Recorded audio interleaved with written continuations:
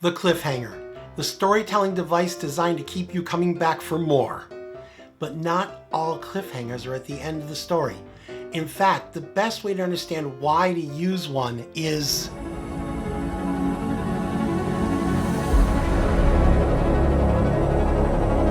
best way to understand why to use a cliffhanger is to look at how they manipulate an audience. In the serial films of the 30s, a full story was broken up into about 12 short films, often lasting about 15 minutes each.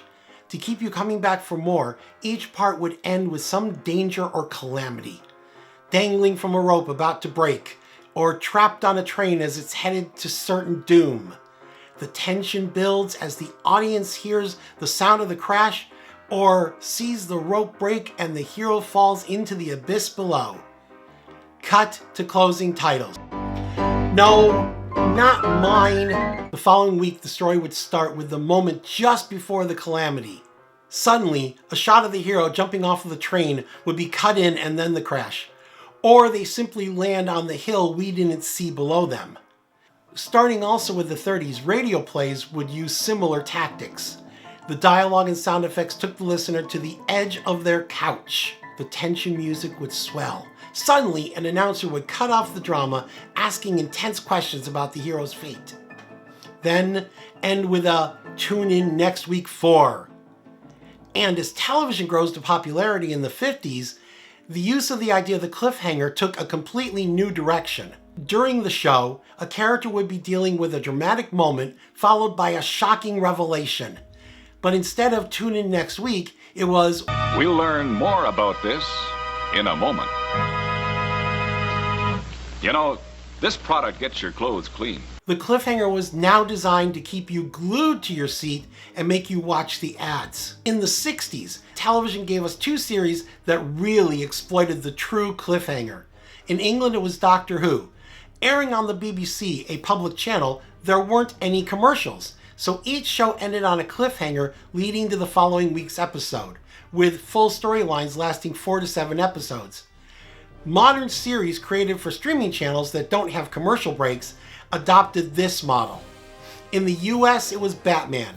Now, American television has commercials, so Batman relied on the mini cliffhanger leading into each commercial. But the series also had honest-to-goodness classic cliffhangers. 2 30-minute episodes would air each week. The first episode would end with a true cliffhanger, complete with narrator building the tension. Is this really the end? Unbelievable! If you care for Batman and Robin, keep hoping till tomorrow night. Same time, same Bat channel. The next night, a reveal of a gadget they happen to have, or some odd coincidence, would save the day. Now, storytellers also discovered they could use the cliffhanger for the now infamous season finale.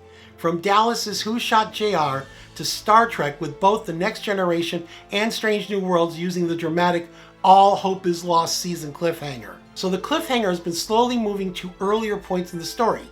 So much so that now the strongest use of the cliffhanger is not the ending, it's the opening, called a cold open because you are coming in cold without any information.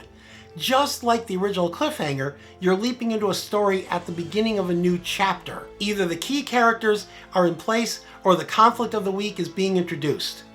Often only lasting a few minutes, it sets the tone for the story to unfold. A good example is CSI Miami. Now, content creators can make good use of the cold open.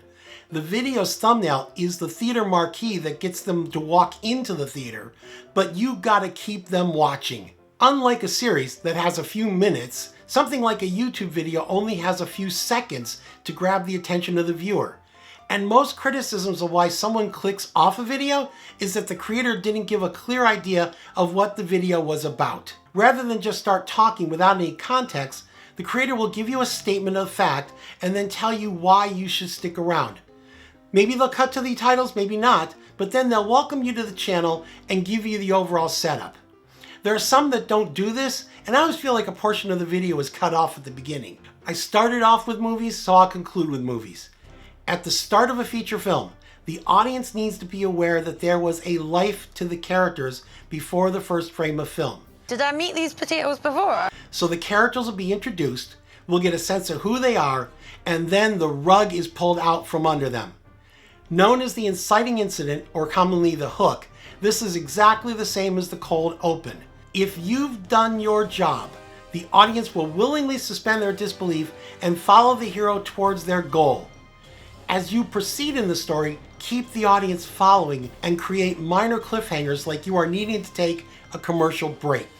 The cliffhanger also works great for setting up the sequel.